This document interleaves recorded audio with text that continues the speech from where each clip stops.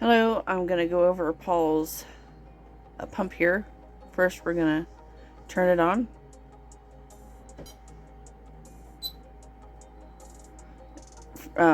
If it ever gets turned off for some reason, you want to hit keep settings. I'm going to have it set already what you need it to be. Keep settings. You're going to hit continue feed. Skip prime because we've already primed it. There's no air bubbles. And then all we have to do is just hit start. And right here is a clear indicator. It says feeding. So it's doing its thing. And then all you have to do is put it back in his bit bag. You can lock the screen if you want. Actually, I've never had an issue with it being in the bit bag. But you push and hold the lock button until the countdown is over. So now it's locked. You won't have to worry about buttons being pushed in the bit bag. You put it down in here. I have his bag hooked up on this clip. I'm waiting for the new bit bag to come in. The bag is almost empty, but so it runs out from below here, goes through a little hole I made, and it hooks up to the pump, and then it comes out here to Mr. Paul. Right here. Paul, can you hold that up for me? So right here, you see it says the word lock. It will not come out of place. You have to turn all the way around till these two lines meet up here and one on the button that's attached to his stomach. Then you hold the button and you pull it out. It says lock. It will only go in or come out if these two lines, see here, it's this little black line right here. You hold the button, push it in, you feel it click, and you run it around like the arrow shows you, and he's connected. And then sometimes you have this little thing. It says patient's tube is blocked. You want to check the line, make sure that it's not blocked anywhere. I'm going to go ahead and just hit continue, and I know where it's blocked out. I'll show you. So you hit continue. We're going to skip prime. It's already primed. And then hit start again. Put it back in the bag. And then right here, what you're going to look for is, see, I previously had locked it. So I'm going to unlock it one-handed. I guess not. Okay, it's unlocked. Sometimes it'll fold in half right here.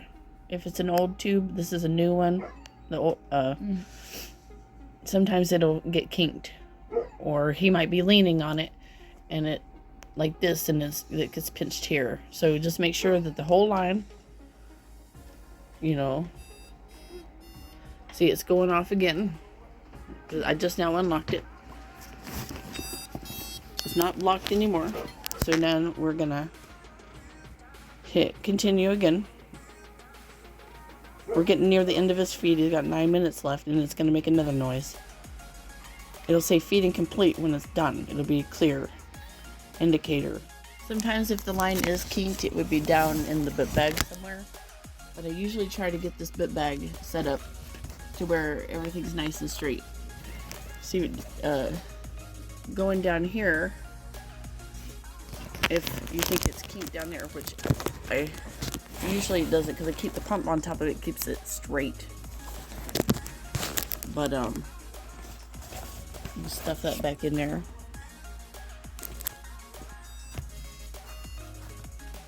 See, down in here, the bag goes through here, comes out right here. Right now I got it pinched, so it's protesting. I'm going to put the pump back on top of it to kind of keep it straight. If it's getting close to the end of the feed, you're going to have a lot of beeping going on. I mean, at this point, there's like about 50 milliliters left in there, maybe less. It's all like all the air is out of it. it just makes it easier so it doesn't like crimp up on itself. The issue is usually right here where it starts getting really thin when there's not much liquid in it. If the alarm keeps going off, you can just turn it off or just call me. See, it says it's got about 7 milliliters left. It might have a little bit more than that, but we've done 403 milliliters, like it says at the bottom, total fed. We could just turn it off. Press and hold it. 1, 2, 3, 1, and it's off. Now I've got it hanging on a hook from the ceiling. It could sit easily on a chair. If he's walking around, he can carry it on his back. Just any excess when it's on his back, just, you know, stupid thing. Just slide the excess in here, and I'll have a clip or something that you can run this clip along the edge of the book bag, and it'll hold it in place. Just make sure it's not pinched. Run it right through there, and then it'll go right to Paul's stomach. And I'll show you what it looks like with him with it on. So when it comes time to take it off, you take the clip off, and you can just take the book bag and hang it on the chair that he's going to be sitting on, or you could put it on the floor. But if he becomes mobile, be like, Mr. Paul, we need to put your book bag back on.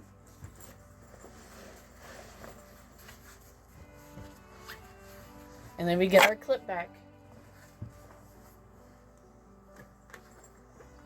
Run this tubing along here again and re-clip it. Just make sure it's not tight. And then you just take your excess, run it up until this is hanging loosely. Not tight like this, but just nice and loose. So it's not pulling him when he sits down or anything. And then you could just push all that extra